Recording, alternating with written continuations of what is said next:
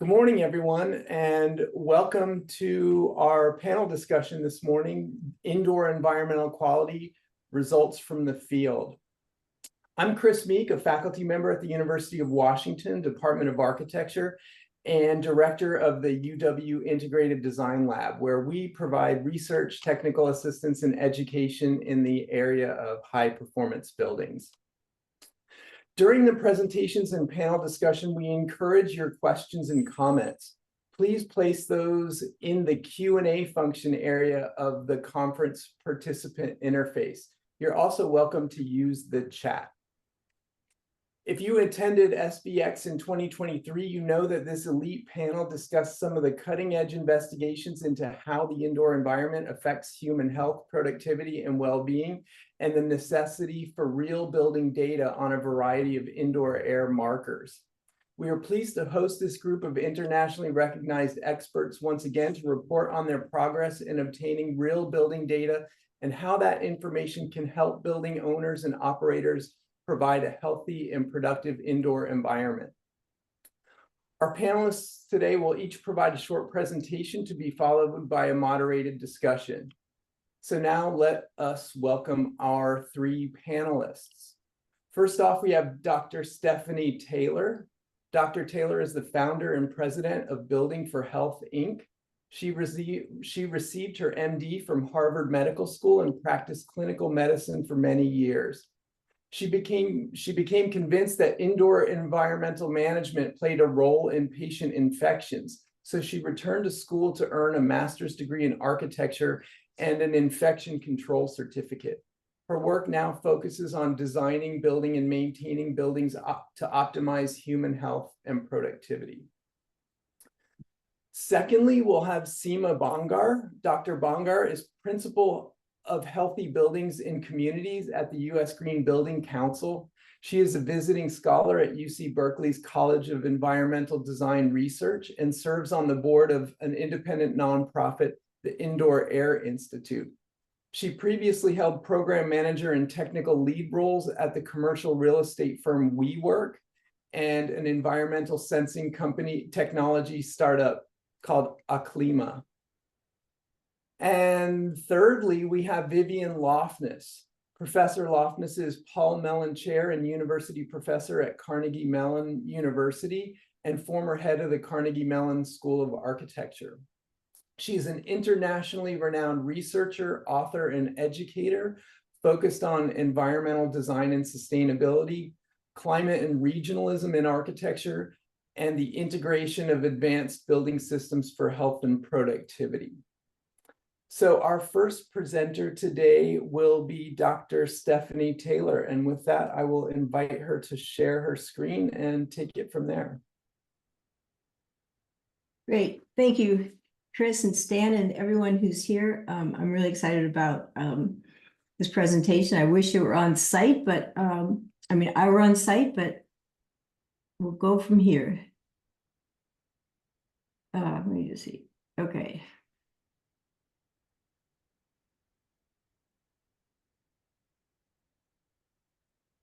So I'm going to talk about how we can actually manage buildings for occupant health. And since I'm primarily, first and foremost, a physician, that's my passion, that's my focus. However, I have come to realize how incredibly powerful managing the indoor environment is to support our health. So with that, I think I'm going to get started. So I do a lot of stuff. A lot of different organizations. I'm really lucky to have awesome colleagues. So I just want to quickly point out from a number of different industries, academic locations. So what I want to talk about in the next 10 minutes, start my timer, hang on. What are the goals of buildings, period, in general? What are the needs of occupants? How do we monitor buildings so that we know we're actually getting the outcomes that we want, and what are those metrics of success? So those are the four areas that I'm going to talk about in the next 10 minutes. So why do we have buildings to begin with? Yes, we want them to be protective. We don't want to freeze in the winter. We don't want to be washed away in a flood.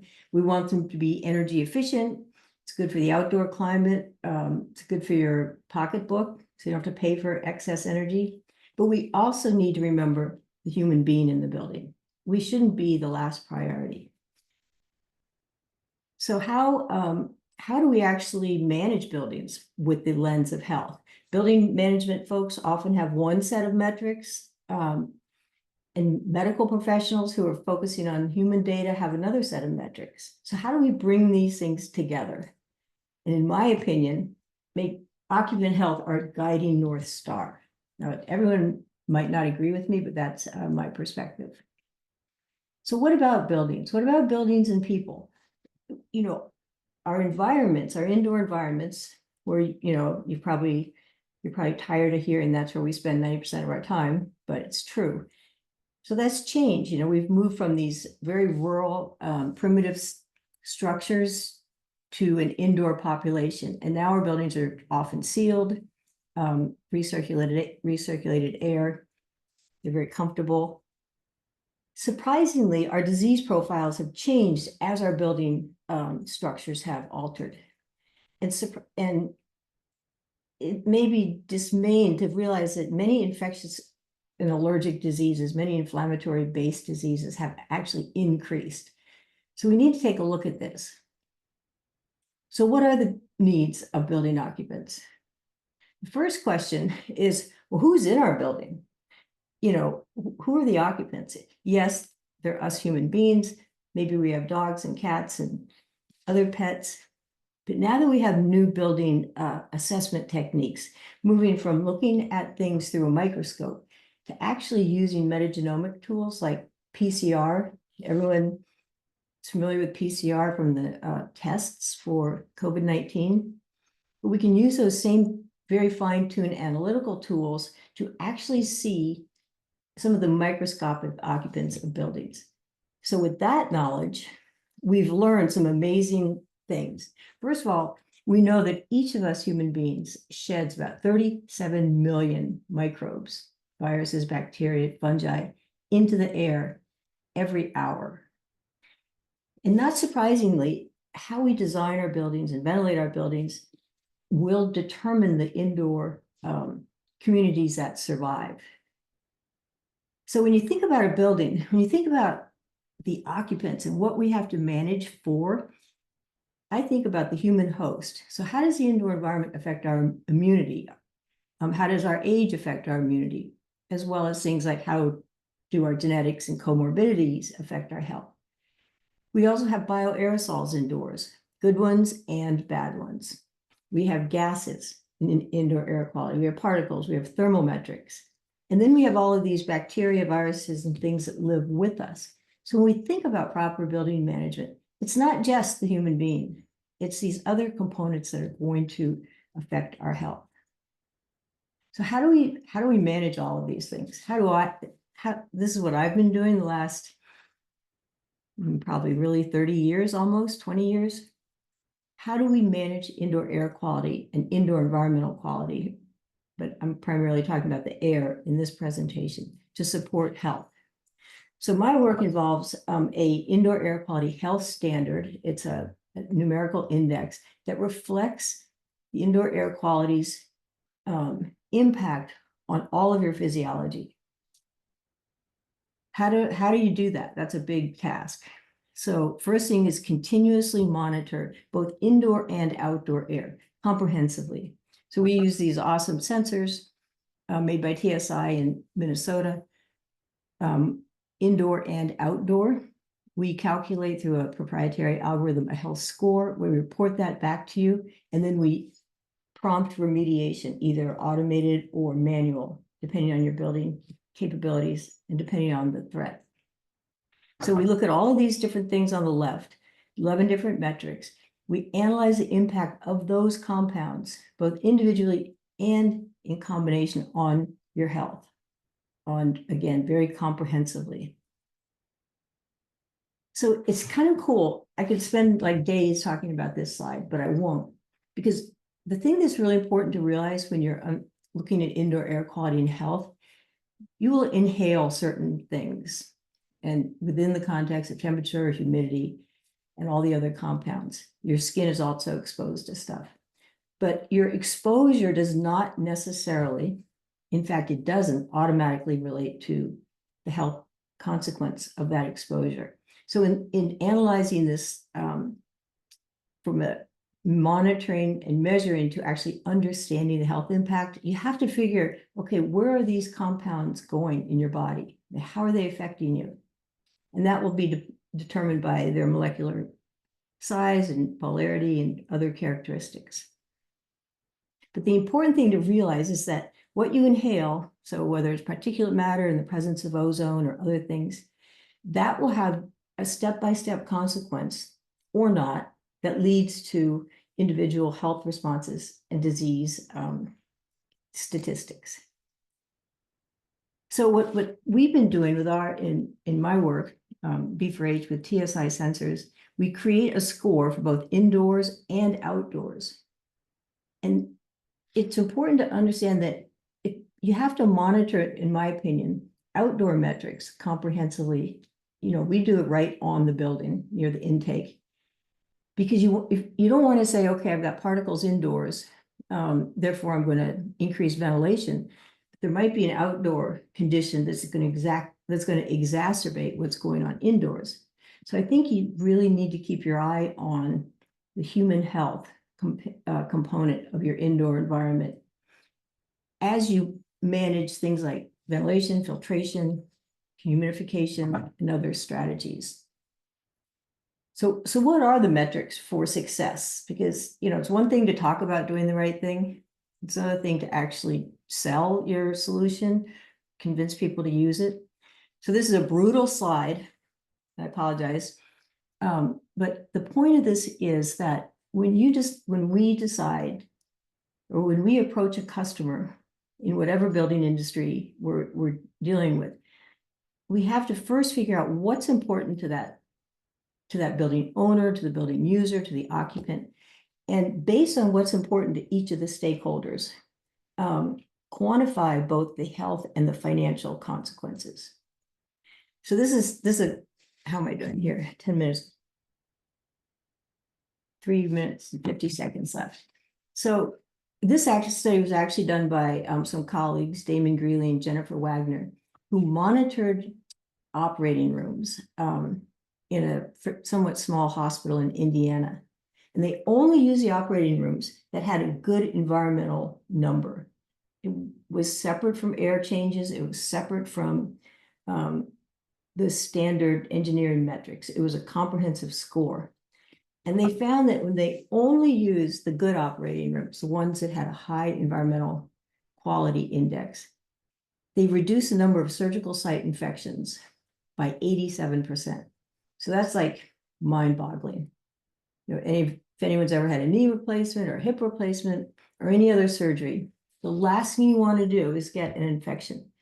So when everything else stayed the same, the skill of the surgeon, the antibiotics used, other behavioral metrics, the quality of the environment was hugely impactful.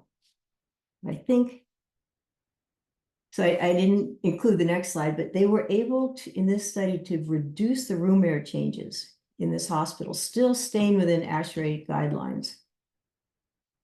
And they saved an inordinate amount of money from reducing energy consumption. So by supporting human health, balanced microbiome of your building, and knowing the indoor environmental quality and the outdoor air quality, you can choose the best ventilation or the best building management steps. It's not either or, indoor air quality for humans or energy conservation. You can actually focus on both. ASHRAE is moving forward. It's pretty exciting. I think SEMA might be talking about ASHRAE and U.S. Green Building Council. Vivian's going to talk about GSA, but I'm really excited to see the changes or the expansion in ASHRAE to embracing occupant well-being and human health in the goals for standards and best practices. So I like to say, if you don't measure it, you can't manage it. and I skydive a lot. This was me a couple years ago, and my altimeter was not measuring my altitude correctly. And when I landed, I went splat on my face. I was fine. It was embarrassing. But when you do measure stuff, you can relax, you can be healthy, and you don't have to worry about face planting. You don't have to worry about getting an infection in the hospital. You don't have to worry about excessive energy consumption. But we need to monitor things from the perspective of whatever goal you're chasing. And for me, it's health, it's human health. Thank you. That was 50 seconds to go. Thank you so much, Stephanie. I'm not totally sure that I'd be fully relaxed falling out of an airplane, but I think I get the analogy. It's really fun, Stan. And Chris, sorry, Chris. We did get a question come through, and I'm going to hold that question for the discussion because it's a topic that we're going to hit during our discussion. But thank you for that, and keep the questions coming. So with that, we're going to transition to Seema, who is going to present about her work. Great, thanks, Chris. And great to have all the topics teed up by Stephanie. So first, before I launch in, I'm going to apologize for no slides. I made a slide deck and it simply vanished from my computer. And so I'm going to talk through what I had planned to share with all of you, and I'm going to need your full attention to stay with me without the benefit of visual aids. So this is going to require more of all of you. I wish I was in a room with you so that I used to be a middle school teacher, then I could check attention, but here I go to help you track where I'm at in the presentation, so you don't just feel someone's talking and talking and you don't know where you're at in the narrative arc. I'm going to call out slide numbers. So for anyone who joins midway, it's going to be very confusing to have no slides and slide numbers being called out, but they're going to go 1 to 10. And so you can see where we're at, and I'm going to start my timer, cheat and start my timer now after I already used up a minute.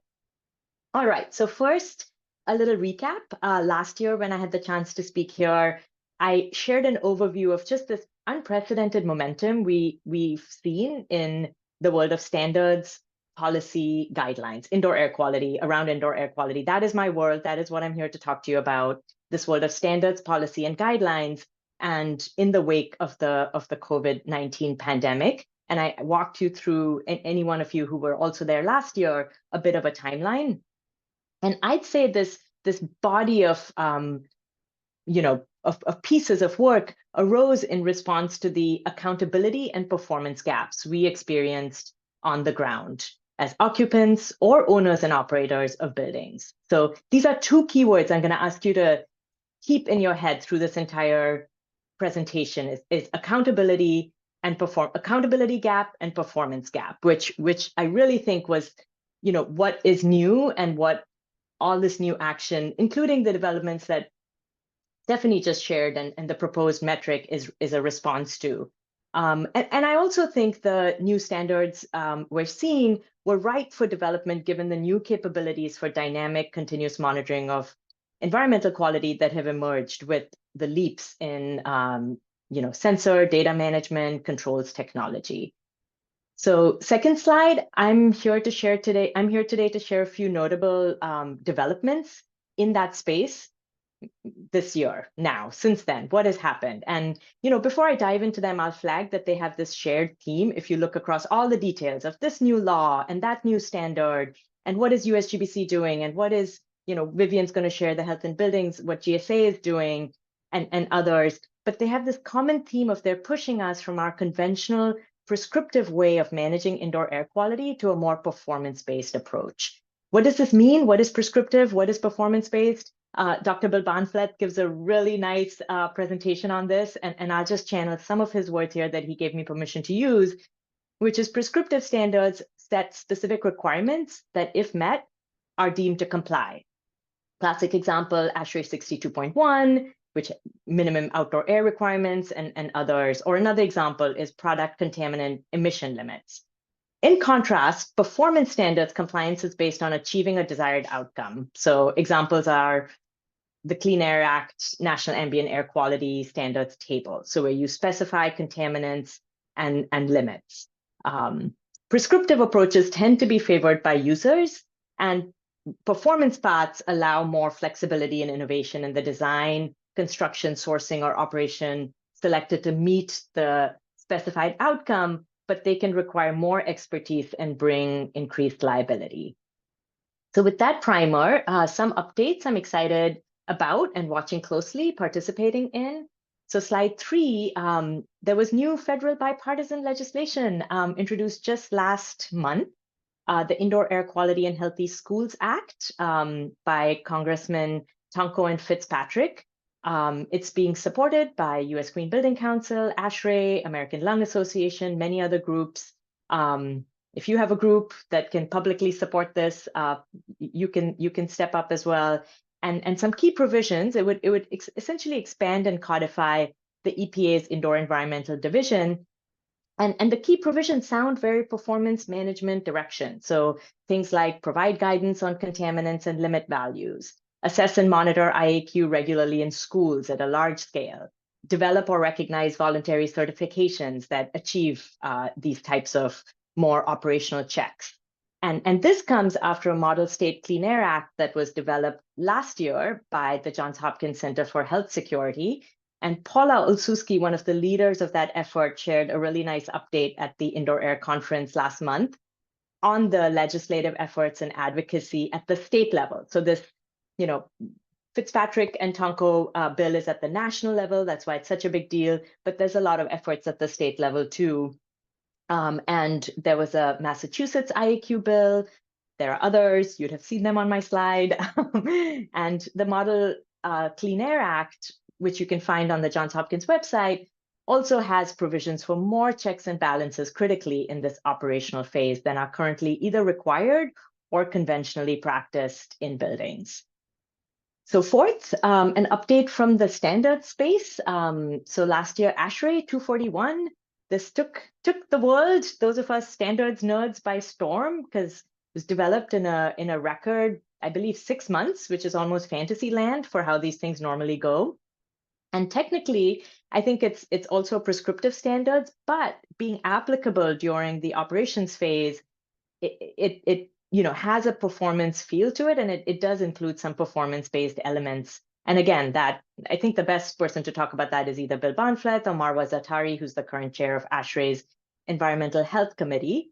So I'll pause there. But Bill Barnfleth was kind to fill me in on where and how it's being adopted. So it's seeing some action. Because again, remember, a standard like that is not required. It remains a voluntary artifact unless it's required through a rule of law by jurisdiction. So the US GSA is piloting it, which Vivian will share about. There's an effort to get it into Buffalo, New York schools. There's a Berkeley, California ordinance that would require its use in certain public buildings. And there are various other national and state advocacy efforts around that standard. My headset flew out.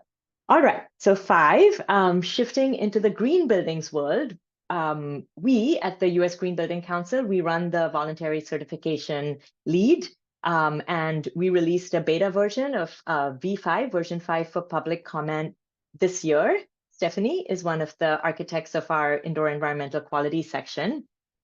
And the standard, the way LEED fits into this wider world of policy and regulations is that it creates an empirical proving ground and demonstration for how goals can be codified into action. So we have learned a lot in the process of creating, administering, and updating the standard over the last 30 years of US Green Building Council, and I don't know, some subset of that LEED has been operational. And so we've been really proud to serve and bring that expertise then to inform these standards that raise the floor for all. So, green building standards raise the bar over time to create this kind of leadership push that can then inform the raising of the floor. All right, slide 6. We're halfway through and I better speed up because I have 2.5 minutes. So a final update that I'll refer you all to check out is a landmark paper that was published in the journal Science in March. It was titled Mandating Indoor Air Quality for Public Buildings. And again, not a requirement by law, a paper, an academic piece, but many of the authors are leading advocates and advisors to support these national and international support and architect these policy efforts and performance standards. So it's worth checking out how they thought about this. And then I'll shift gears a little bit with number 7, which, to talk about challenges. All this is great and exciting, and we want to do it. So why is it hard? So a critical challenge is that we have many unanswered fundamental questions on how indoor air quality performance should be measured. And not just unanswered questions, but a lot of disagreement. And so, I'm going to have a QR code at the end where I'm going to ask you to weigh into that debate and into that disagreement space, because to help the industry push past this block, we're doing a study at USGBC where we're surveying experts, people like you in the audience here, and challenging us all to think together and see, where do we agree? Where do we feel ready to act in spite of an incomplete knowledge bank? And where do we really need to push on new research, new technology to get our performance-based standard right? And we also want to hear if you're a naysayer. Are you skeptical that performance-based IAQ standards can be a feasible reality? Or slide 8, another angle is, do you question whether regulations and standards at all are really the best way to drive toward performance-based management? Maybe you think this could be driven by the market and be bottom up, and that if sensors became cheap, easy to use, clear directions about actionability, that they would start being used, there would be more transparency that would lead building occupants to demand action, and the market would do its thing in an organic way. So tell us what you think. And what I will say is that no matter how we cut it, we're at a moment when we should be collecting more data on operational IAQ measures, when we can and we should.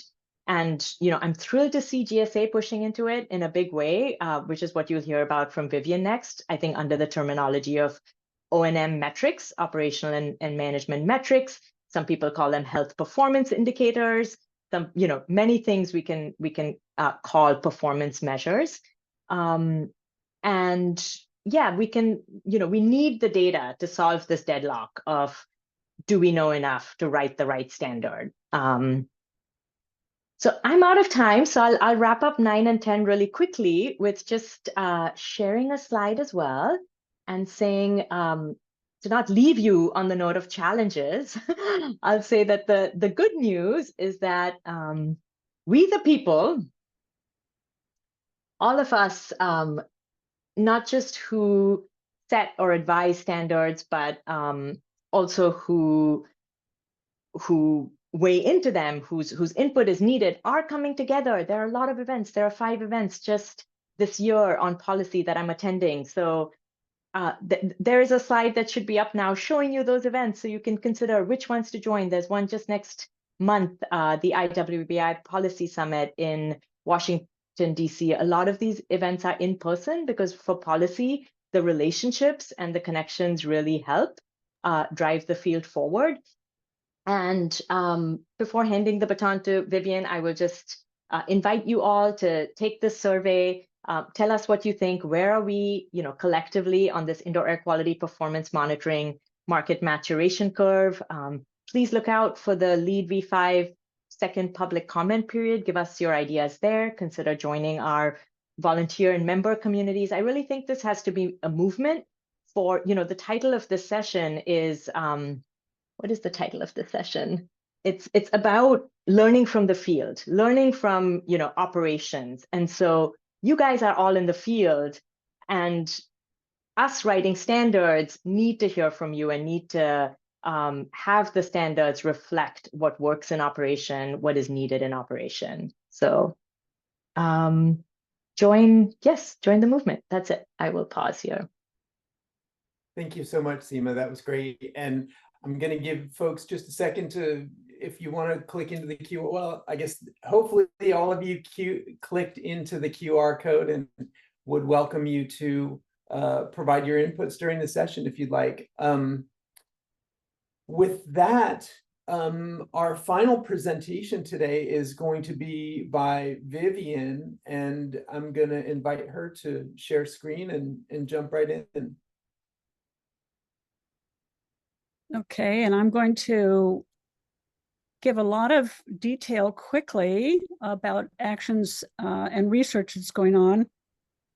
And I'm hoping that you'll be able to, these slides will be shared with you after the conference so that you can look at them in your leisure, since there's way too much content for the 10 or 12 minutes that we're trying to speak. Let me start by echoing what Stephanie and Seema have already said, which is that there are a lot of players that are working hard to try to look at what public health strategies, what actions do we need, and what are our priorities for commercial buildings. And in addition to ASHRAE, which was mentioned, and USGBC and the General Service Administration, obviously EPA is beginning to pick up the baton about indoor air, as they did with outdoor air, the Center for Disease Control and NIH. And then there's the Department of Defense with the new ARPA-H funding stream, and Veterans Administration, as well as Delos and the WELL standard. So there's a lot of players in this field. What has happened most recently is the National Academy in May of this year pulled together the Health and Buildings Roundtable. And they tried to get not only federal agencies, all the range of federal agencies, but also a number of the major standard-setting organizations together to identify the issues, the research, and the best practices to address human health inside buildings. You should know that the National Academy has pulled together working groups, experts from around the country for the last 25 years, and have written and published publicly available reports on indoor air, on clearing the air, on damp indoor spaces, on microbiomes, on fine particulates. So you really should track what the National Academy of Science Federal Facility Council has been publishing, because it really is the best expertise from around the country packaged in reports. As Jessica Green, who's the new director for the ARPA-H, which ARPA is a defense funding program that was specifically focused, the ARPA-E was focused on energy efficiency, and now they're just launching a new program on ARPA-H. And they're basically arguing that over 50 years ago, we started to realize that outside air mattered. And today we are starting to realize that indoor air matters. And so they're actually beginning to put funding behind how do we evaluate buildings and what do we do to improve them. The White House launched an initiative that basically asked for all federal agencies to dramatically improve the air in buildings. This was in response to COVID infection rates, and they came up with a Clean Air in Buildings challenge, and a whole host of federal agencies signed on to this challenge. And of course, GSA, as America's landlord, was one of the first committed organizations. And they basically said that they would verify the ventilation in federally owned buildings through field evaluation of the ventilation, that they would convene experts to improve the P100, and the new P100, which is the standard for new and major renovations for federal facilities, has just been released. They would partner with experts and researchers on real-world research, and they would share leading practices from the research in all sorts of training resources. We've had the privilege at Carnegie Mellon of being a partner with GSA on some of these initiatives, and we hosted a meeting to discuss which pollutants matter, what building systems matter. Is O&M the most significant problem, or is it the hardware in the zone or the room? Is it the hardware at the building level? And what should we prioritize? So let me talk a little bit about this. First, the experts in the room of the GSA workshop argued that the most significant short-term impacts, pollutants for short-term impacts, included viruses like COVID and colds and flus, PM 2.5 that's generated indoors, PM 2.5 that's generated outdoors, mold that's generated indoors, formaldehyde that's generated indoors. And the question of whether CO2 is a pollutant or not, or whether the absence or the shortage, I should say, of O2, which can have impact on certainly on human cognition and possibly have an impact on health. They also looked at the HVAC interventions that were needed and started to make a list as expert team. And I'm going to talk a little bit about some of these. There's no question that the filters we use in our large commercial buildings or small commercial buildings are key. We have to get the right type. We have to keep them, install them well. We have to keep them in good condition. And then the fans have to be in good condition. The outside air intakes need to be appropriately sized and controlled. And the location of the outside air intakes matter because a lot of the outdoor pollutants could be generated at the intake points. So GSA said, what if we were going to pursue research, and came up with 10 areas, and there's a whole report behind this. If the goal is to improve indoor air quality and improve human health in existing commercial buildings, what do we have to do? And because the expert workshop identified that operation and maintenance is the biggest concern for indoor air quality. And a lot of it has to do with the fact that we don't know. Most O&M leaders do not know what the air quality, because there's no actual sensors in most commercial buildings that tell you if they're air quality of concern, as Stephanie had mentioned. They also are not necessarily keeping track of the HVAC conditions that might impact air quality. And so there's a question of, do we need new KPIs? Do we need new key performance indicators, measures in the field? And let me start by saying one measurement tool, which could be used in all of those of you who either are in a building or managing a portfolio of buildings, is you could actually give out some form of wellness survey. And it turns out that in Taiwan, when they gave out a survey in 8 high-rise buildings with 87 different office spaces, they found that the concerns that were stated by the occupants about their health relative to tiredness and dizziness were correlating with higher levels of CO2. This is not causal, this is a correlation. So they're basically saying, it looks like there's a shortage of ventilation that might be contributing to health. For those of you who are not used to what have been called sick building symptom surveys, they tend to, in the air quality space, ask about your eye symptoms, dryness and irritation, your skin symptoms, respiratory symptoms like runny nose and dry throat and coughs and colds, and some general symptoms like headaches and irritability. So you can track different parts of your own building or different buildings in your portfolio to understand which buildings are working well, and maybe give feedback to the facility management of those buildings that some things are of a concern. You won't know what's causing the concern, but you will know the concerns exist. There is a lot of pushback in the United States of using any kind of sick building symptoms survey, because they think if you alert people to questions of tiredness or itchy eyes, that they will turn around and sue you. One thing you should know is that the research is showing that actually engaging the occupants in buildings with feedback has a much better ratio of them staying in their job. That if you actually do not inform occupants and they have to talk to each other, you find that there is an odds ratio of them leaving their job that's 2.76, which is a tripling of the likelihood, in contrast to if you engage them, of having their likelihood of leaving the job. So hesitation to ask people about their responses is maybe not the wisest thing we've been able to do. If you don't want to ask, we could collect data about absenteeism in the building. We could collect data about health records relative to not individuals. We don't want to violate the privacy of individuals, but with building and or zones in buildings, we could track whether there's a higher level of allergy or COVID positive tests or asthma. We can look at insurance claims or attraction retention rates. We can look at complaint numbers. So there's several things that buildings already collect that have never been tied to the building. They're just tied to the workforce on a broader scale, that we could start to tie to the building and then feed that information back to facility management to understand which buildings are working well and why.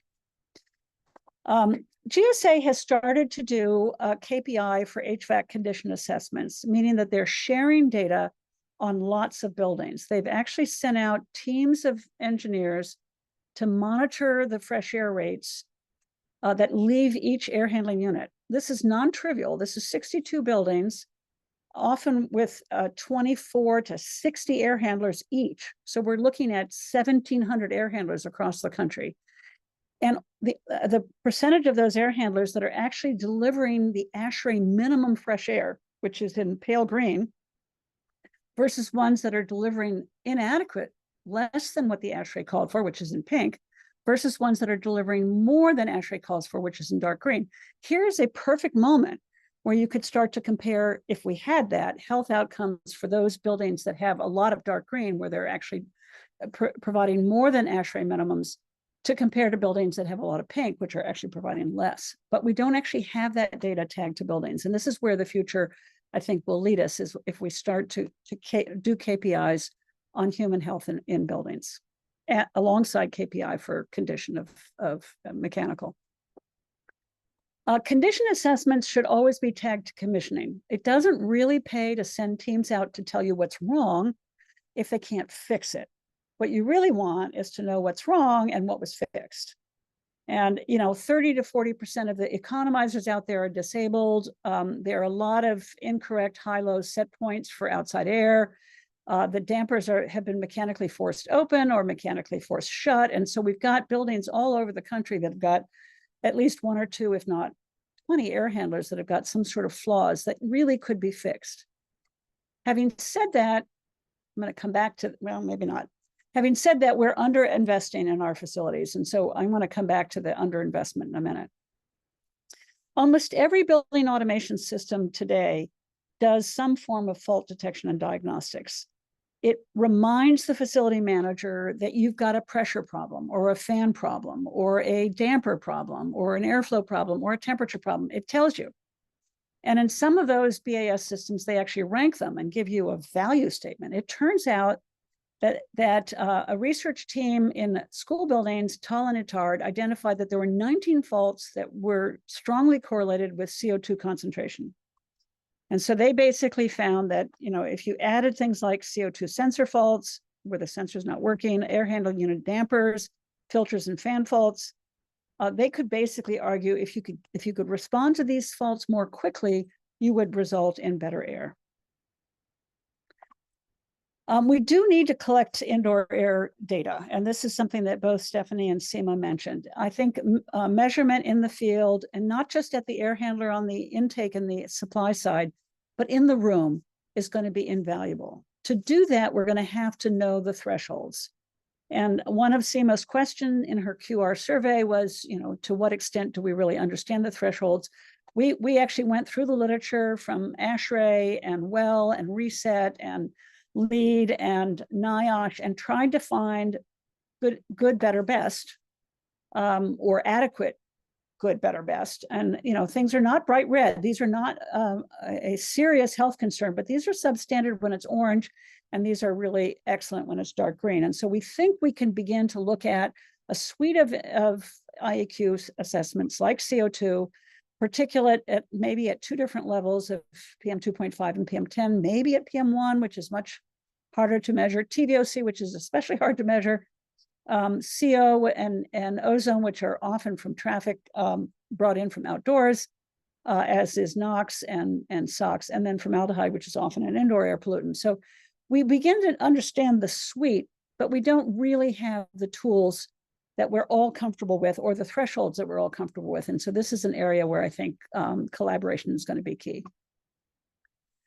We've had the privilege of looking at GSA data sets, both their energy data sets and now their CO2 data sets. Every air handler in federal facilities will almost always have a CO2 sensor on the return air that tells you how much CO2 is getting back to the air handler. Now, some of those sensors are not working. They're flatlining at below outdoor minimums, and some of them are erratic, like this one. But we definitely have a good number of sensors that are working. And we're beginning to see where the problem zones are, or the problem air handlers are, by very high CO2 conditions, where it goes up to 1,200 or 1,600 parts per million. And keep in mind that what gets back to the air handler is often diluted and lower than what's in the zone. In addition to, we've had the privilege over 20 years of working with GSA to measure CO2 and TVOC and CO and formaldehyde at the workstation and particulates. And what we found is that if you want user satisfaction, you want high satisfaction, which are all the green dots, you can't use 1,000 part per million as your CO2 threshold. You really have to get down to 600 parts per million in order to get all the green dots in user satisfaction, that people do actually feel carbon dioxide buildup. They feel the room is stuffy, they feel a little bit sluggish, and occupant satisfaction strongly correlates to CO2 level. And we actually could argue that it's pretty much 200 parts per million over outdoors should be the threshold that would be good or great.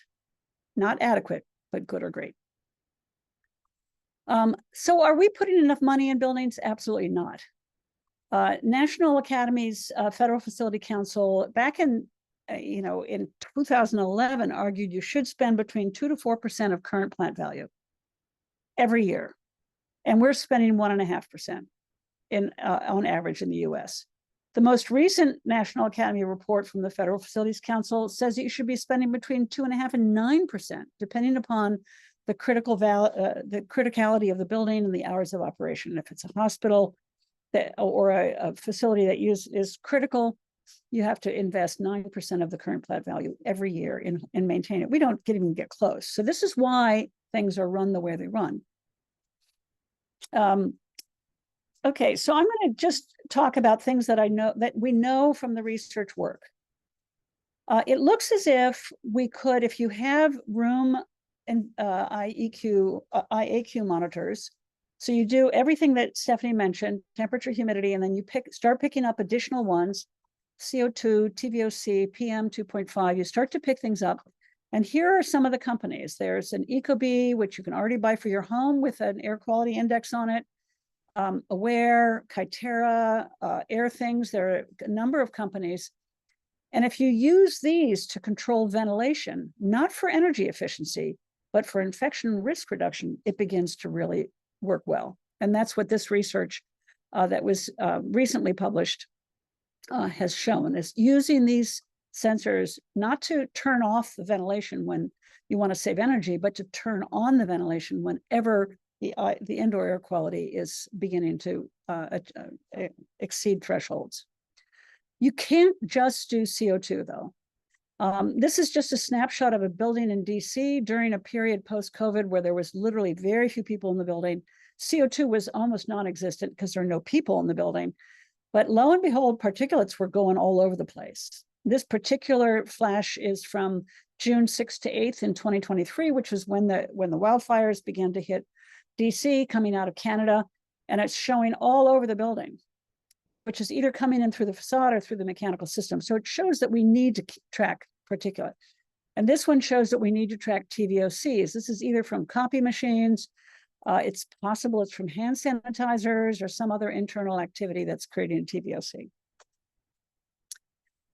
Another possibility that is proving to be beneficial is to invest in in-room HEPA filters and UVGI filters. So we're actually beginning to offer the occupants in buildings local filters. This particular one is a Swiss-made desk air purifier. It's $400 per unit. It's incredibly quiet at 35 decibels. It allows you to deliver clean air at a range of rates. In this study, they did a 30 meter cube per hour rate, and they found that there was a 80% reduction in PM 2.5. Now, PM 2.5, the outdoor PM 2.5 can be filtered extremely well with filters. The indoor PM 2.5 is generated, of course, by occupants and their activities, is very problematic because it carries COVID from one person to the next. So it's extremely valuable to be able to reduce PM 2.5 in the occupied space. These filters make a big difference. So offering these filters may be a really strategic activity to reducing infection risk in workplaces. Then we get to the central air handler, and ASHRAE came out with standards immediately, and the CDC after COVID hit. They basically said, you've got to meet your outdoor air minimums, you've got to improve the filter, you've got to make sure the OA damper is working, you make sure you have variable frequency drive fans. And then there were a number of other things, which I'm not going to go through today. The standards were very clear and they were acted on. But let me say a few of them that not only were acted on, but have to be pervasive. MERV 13 filters are like magic. in terms of outdoor pollutants and in terms of return air pollutants being flushed out before they're given back into the supply air. In this case, the research has shown that 99% of commercial buildings today could actually take on a MERV 13 filter without adverse performance issues. People thought MERV 13 filters means more friction loss or more pressure drop and more energy use, but it turns out you can get MERV 13 filters, which are the green dots here, that have a 80 to 90% efficiency in particulate reduction at the same or less pressure drop than MERV 11 filters or even MERV 8 filters that are poor quality filters. So it's all in the quality and the type of filter. So there's no question we should be improving the main filters, at least the pre-filter and the main filters in all of our commercial buildings and schools and commercial. I personally believe that we should be updating our damper, its sensor actuator, and the building automation controls for the damper. There are over almost half of the dampers out there have some form of flaws. Either they're stuck shut or they're stuck open, or the BAS system no longer controls them, or the economizer has been turned off. And all that pink that I talked about before, a lot of that not meeting ASHRAE is because of this particular piece of equipment. And there's a lot of innovation where the sensor actuator is now integrated with a damper. These should be updated. The cost of this object and the modification of the BAS to control it is really small compared to all of that pink that we're trying to eliminate. This research by Pistocchini shows the power of using economizer operation to reduce infection risk. And so they found that there was a 10 to 50% increase in ventilation from the use of economizer, which reduced disease transmission by 0.1 to 0.5% and provided 12% HVAC energy savings. So if we get the controls right, it will save energy. As Stephanie said, it'll save energy and reduce disease transmission. And finally, my last slide, and again, something that's, I think, very important for the West Coast folks, partially because of new standards for electrification. This is the moment when we electrify existing buildings and new buildings to separate breathing air from thermal conditioning. We have been bundling those two performance outcomes in a single VAV dampered system that is substandard for both thermal comfort and for breathing air. It's time for us to do a dedicated breathing air system that's well filtered, possibly with energy recovery, and a separate thermal conditioning. It could still be air thermal conditioning, or it could be water-based. And there are wonderful documents that have come out from PG&E and from PNNL and other organizations on the West Coast that demonstrate that the dedicated outside air with separate thermal conditioning saves somewhere between 40 and 66% energy, with ventilation rates that are 100 to 140% of Title 24, which is a tough standard. It really is the moment. Do not electrify your building with bundled ventilation thermal conditioning. And that's my last message. Thank you so much, Vivian. Really appreciate it. And I appreciate all of our presenters' presentations today. I want to encourage our audience to put questions you have for our panelists in the question and answer the question and answer window in the Zoom format. And we've gotten a few. I have one quick clarifying question for Vivian regarding one of the GSA studies that you presented. And it was, I think the question is, are they differentiating fresh air from outside air in this study? And the questioner is noting that those are two different things. A really good question, and I think, Chris, you had a question back to us about this. ASHRAE 241, which Seema had mentioned, is the new standard that has emerged for infection risk reduction as a strategy, is absolutely looking at increased ventilation rate that's based on recirculated filtered air, not based on increasing outside air. And the reason that they recommend that is because of energy efficiency. That if you brought in a ton of outside air when it's really hot or hot and humid outside or really cold outside, you would pay an energy penalty trying to reheat or recool that air unless you had a really high performing energy recovery system.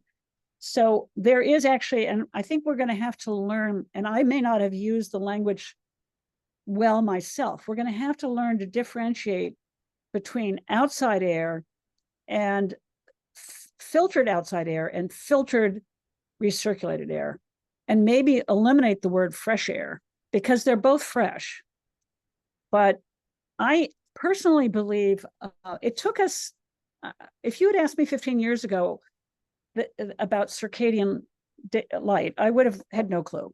15 years ago, it was not even on my radar that we might need more than just light level and illuminance contrast management, that we actually might need something that daylight offers us, that it offers us a spectral distribution and a time of day variation in both intensity and color that turns out to be hormonal.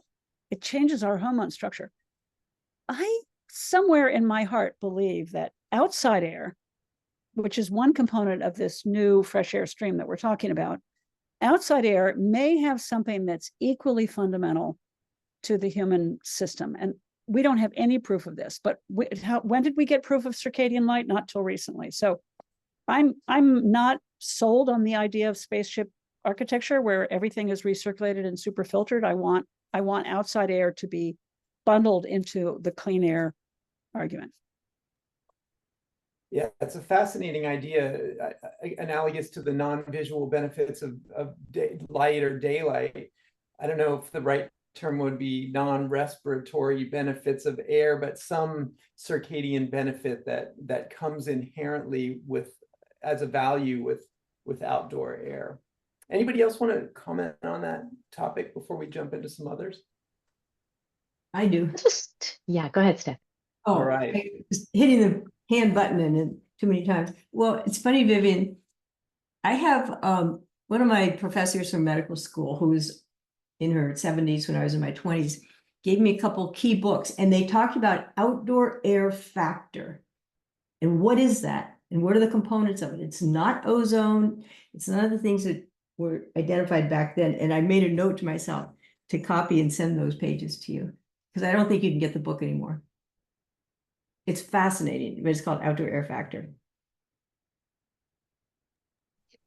Thank you. I'll chime in with a quick addition just to say that I think this is a key reason why I'm personally, you shared your personal passion, Vivian. One of mine is that we end up with a performance path for indoor air that's based on measurements being proxies for multiple things, rather than trying to follow the model of every single thing that you measure. What is the exact health-based limit? Are we measuring? Are our data, accurate enough to be compared against that limit? And so now, what is the legal liability? I think that would be the wrong path to go down. I think I think the right path is to think about all these things we can now measure with so much greater ease as a whole family of indicators, and to just get smart together about measuring the right ones to create the right actions and to close that action feedback loop, period, rather than thinking about this as a policing strategy. Think of it as making our owners and operators and occupants sort of superhuman, when add to their eyes and nose. Yeah, Seema, I don't know if you muted yourself on purpose, but you brought up sensing and KPIs and measurement, and this is the SBX, or the Smart Buildings Exchange. So I wanted to talk about smart buildings and sensing. And maybe let's start with Seema. As technology and awareness of the impact of IEQ and IAQ grows, do you all, this is for the whole panel, ultimately, do we see the future of smart buildings to be a much more granular and much higher density of sensing equipment in buildings to monitor and respond to changes or suboptimal or optimal conditions in indoor air quality? I do. That's an easy yes. I cannot imagine a future 5 years from now where we're not, we're seeing a pretty steep increase in the use of sensors. COVID certainly pushed that a little bit. I think the more interesting questions to me is the details. Will there be some asset types where that's more emphasized than not? Will that happen top down through policy in a standardized kind of more controlled way, or will it happen in a Wild West bottom-up market way? And I think the thing, again, I'm most passionate about is to make it happen right, so that we, really use it. I loved how, Stephanie, you said the only right kind of framing is to think about human health and planetary health in tandem with that. And so we should make sure that we don't develop in a way that creates unintended consequences and more problems than it solves, which I think is also unfortunately a risk. I wouldn't call it success, 5 years from now, to have more sensors in buildings. I would call it success to have the right combination of sensors in the right buildings used in the right way, and to think beyond sensors as, widgets, to think of humans are sensors of some things. We need occupant surveys. We need all the whole rich family of O&M metrics that Vivian talked about. So Chris, can I weigh in on that? Absolutely. Before my blood pressure goes through the roof. I absolutely agree with that we need more sensors, more than we have today, which is sort of like 0 times 100, which could, we don't have adequate sensing in buildings now. And, in my work, we went to TSI and we said, hey, we need these things. These are the essential components for human health. We need combustion byproducts. We need oxidizing products. And they made us an amazing sensor, indoor and outdoor, that, I don't know what your idea of expensive is, but these are like, I don't know, $500 per 11 components. And we have a health index that looks at individual and interacting components, how they penetrate your cells, short-term and long-term, but primarily looking at short-term. I mean, we have it. So I actually don't think that the blockade is the ability to put in sensors. I don't think the blockade is, we don't know the thresholds. We know the thresholds. I think the blockade are 2 things. One, human nature doesn't really like change. I mean, the constipators of change out there are numerous. And I also think there's tremendous fear, especially in the US, of gathering data because of litigious fears. I mean, in my 4 years of advocating for sensors and a health index, even hospitals are like, no, we can't collect that data, or we're going to be potentially subpoenaed to release it. And then we're going to be in big trouble. So I don't think the obstacles are not knowing where to go. I think it's resistance, change, and fear of being sued. That's been my experience in the marketplace. Any additional comments on this one? Well, I want to ask a very specific, Seema, go ahead, jump in. Yeah, I have a slightly countering view, just to mix this up, to have fun here, where and maybe this refers a little bit to a comment we saw come in through the chat about, disappointment. So I think it's really important that we right-size expectations in the market, that we kind of create some clarity on where we are on the market maturation curve, because I think for every really happy, customer of sensors that we have, we also have, users who, and I mean, this is very anecdotal. I haven't done a research study on this. It's just based on my experience in commercial real estate and selling into the commercial real estate market as a vendor, that, I don't think we figured everything out. And I think that shows when, these adopters go in with high expectations of the realized business value, health value, and then there's disappointment. So I think that's a gap we have to bridge as well, to really create a momentum that's going up, and that's not, lots of excitement, adoption of sensors, and then a sort of crash and a backtracking a little bit. I want us to keep marching up. Let me ask a quick technical question that came from the audience. So there's a question about ASHRAE standard 62.1, and the question is, with regard to new sensors that can actually measure IAQ as opposed to just CO2, can you speak to any movement, or can any of you speak to any movement with ASHRAE as to what sensors can be used in ASHRAE standard 62.1? Anybody can jump in and illuminate? I mean, I can from my perspective, from the health perspective, which is somewhat what's in place, and then somewhat my opinion. 62 ASHRAE in general is an amazing foundation. However, it takes for good reason. It takes a while to change standards and best practices, with the exception of 241, which was, as Seema said, came out really fast. But 62.1, again, in my experience, still has their foot in the camp of engineering controls that are based on flow. You don't find a lot of medical people in ASHRAE. And the movement that I see, really spearheaded by the World Health Organization, is moving from flow rates that assume that outdoor air is fresh. New air is not necessarily fresh air, and moving towards monitoring concentrations more comprehensively. So CO2 is fine for monitoring human occupation, but it misses a lot of components. So my work with ASHRAE in other performance-based metrics for occupied buildings has broadened the number of sensors that we're recommending, that I believe and hope will be brought into 62.1 in the next year or two. The other thing I just wanted to say, Chris, ASHRAE just recently, in the beginning of February, lifted a restriction on talking about health, opening the way for real advancement. They removed Avery's rule, which is huge. Thanks for that. So I have a question. Maybe let's start with Vivian on this one. We've talked a lot about sensors, and we've also alluded to that the most important endpoint, I guess, sensor is the occupants in the space.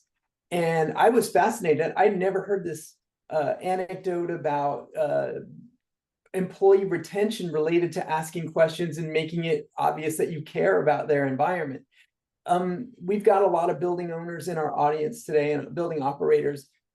Do any of you want to offer advice practical advice to how owners or building operators might engage with their occupants in either a methodical way or other ways to get information about how the building is working and to use that to improve their asset value? Well, and yes, I'll be happy to answer first and then pass it to the other panelists. There's already existing questions that are built into both the LEED and the WELL standard in terms of user satisfaction with the thermal, the air, the visual, the acoustic environment. So we're already beginning to get some baseline information. We don't, of course, we don't often ask subset questions, whether sometimes we'll ask, is it stuffy or drafty? Is it hot or cold? But we'll basically get a satisfaction reading. I do believe in something that we call the filter strategy, where you get the first easy questions, and when you start to see things that are sort of out of whack, then you ask the slightly harder questions. And you can, occupants are pretty good sensors of mold and moisture. You can smell, residual mold and moisture conditions. Occupants are certainly pretty good sensors of most chemistry. So, we may not, in fact, TVOC sensors are a little bit not as robust as we would like them to be. And it may be that the first filter is just to ask people if they feel like there's chemical smells in the work environment. I do think the SBS symptom suite is, or what we might want to relabel a wellness check, is catching at things as Stephanie mentioned. We're looking at respiratory, we're looking at eye, we're looking at skin. I mean, asking people if they're congested is not a bad first filter, and then using that as a next step to in-depth monitoring.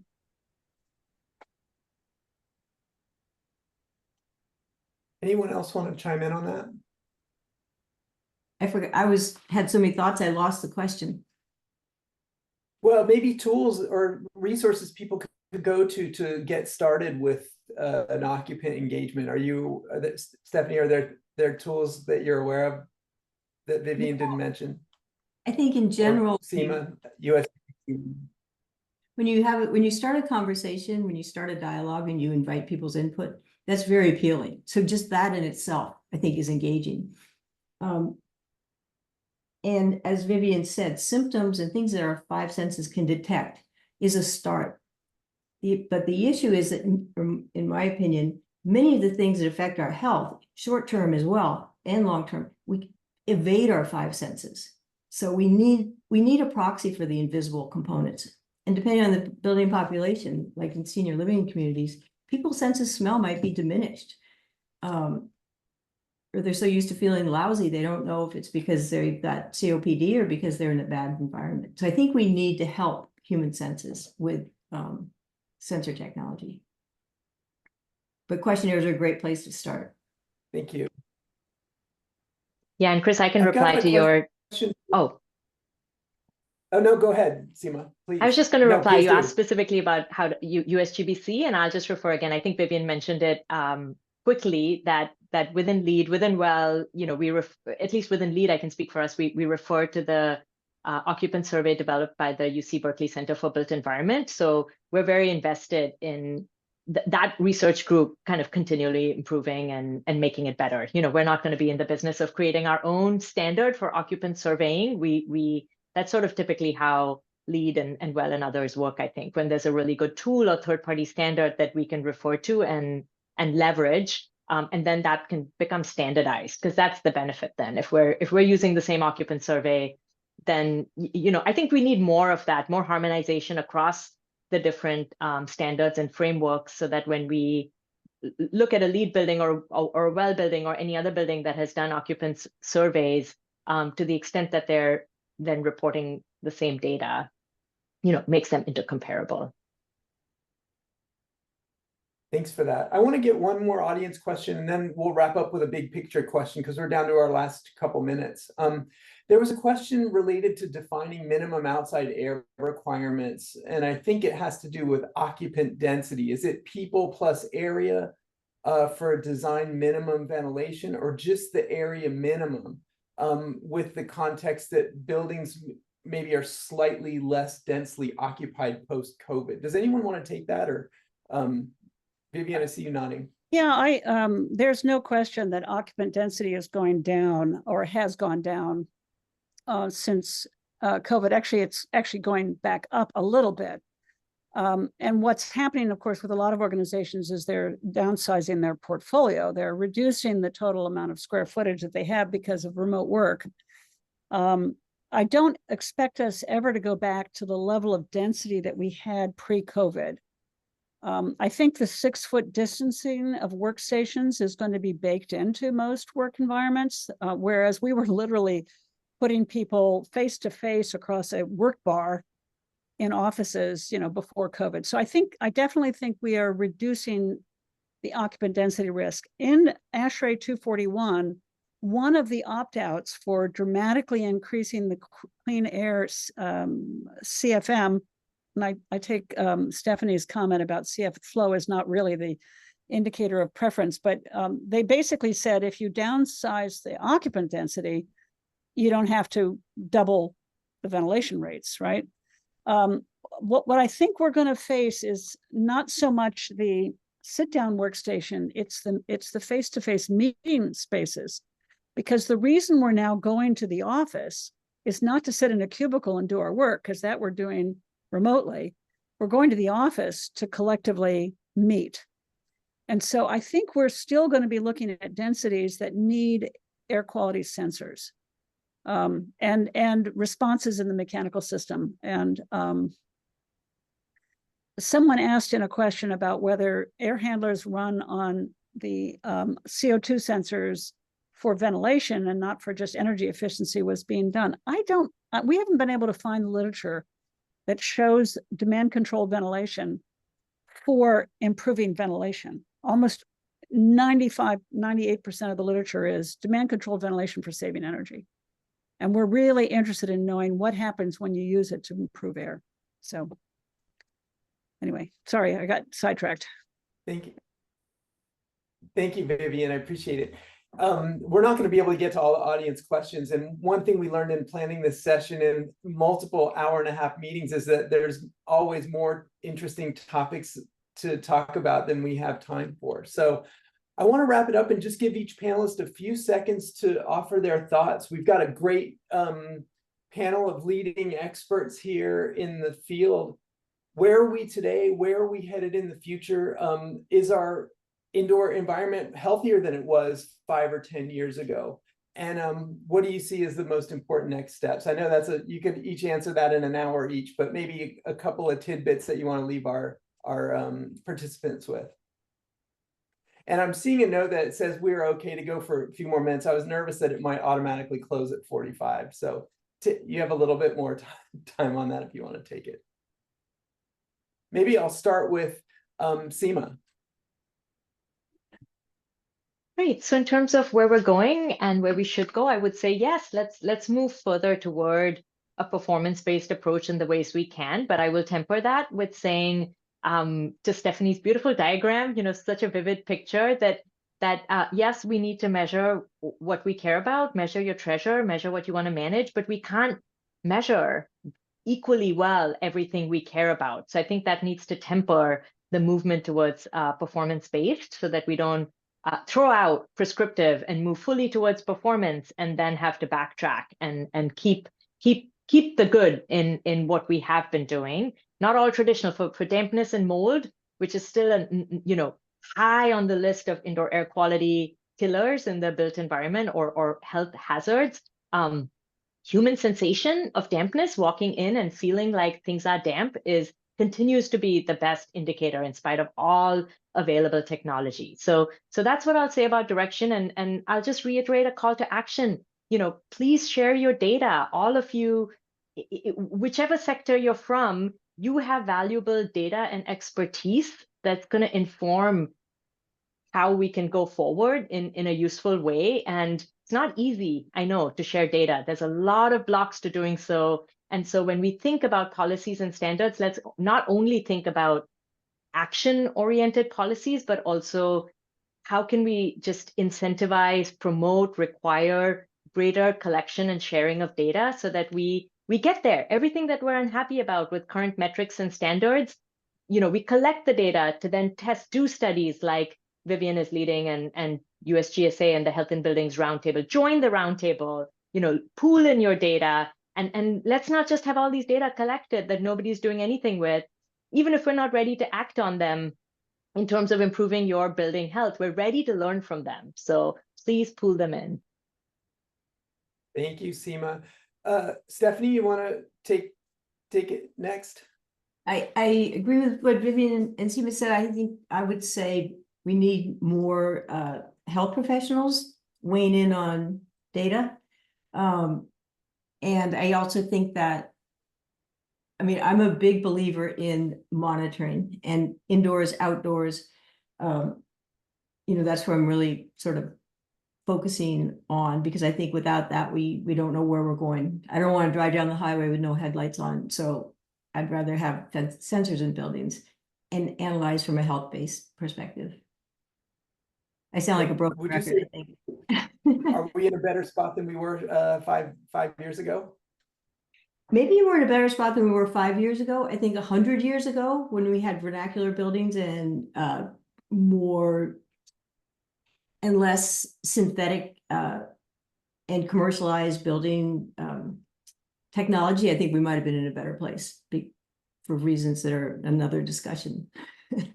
Well, and I might jump in there as a closing remark. I do think the importance of some of the prescriptive solutions that we've seen really make a difference. Better filtration, a better mix of what we must call fresh air, filtered air, whether it's both outside air and return air. The use of in-room solutions. I would also, and the separation of ventilation from thermal in new buildings. I think we have a huge opportunity there that we have not codified. And personally, I would also introduce mixed mode, which buildings where windows open. Once you separate ventilation and thermal conditioning, you don't have to pressurize the building for ventilation because it's constant volume, and you can open windows. And it's 70 degrees in San Francisco today, which is where a lot of the audience is. And I'm thinking, this is like perfect. Just open a window. Love it, right? Thank you, Seema. It couldn't be better, right? And for us to be always reverting to the sealed box with a lot of blowing air and underfunded maintenance of the air system is not the answer. So I think we have an opportunity to sort of do the best of both prescriptive and performance next generation.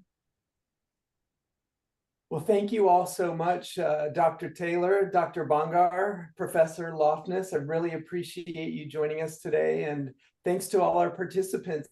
And maybe Stan, do you have a closing statement? I just have a thank you to Chris and the panelists for another year of really great information. We appreciate it. And to all of our audience, we'll see you back with the next sessions after a West Coast lunch, which is 1 p.m. Pacific time. Thanks so much, everyone. And thank you, Stan. Thank you. Hey, Chris. Thank you all. Bye, everybody.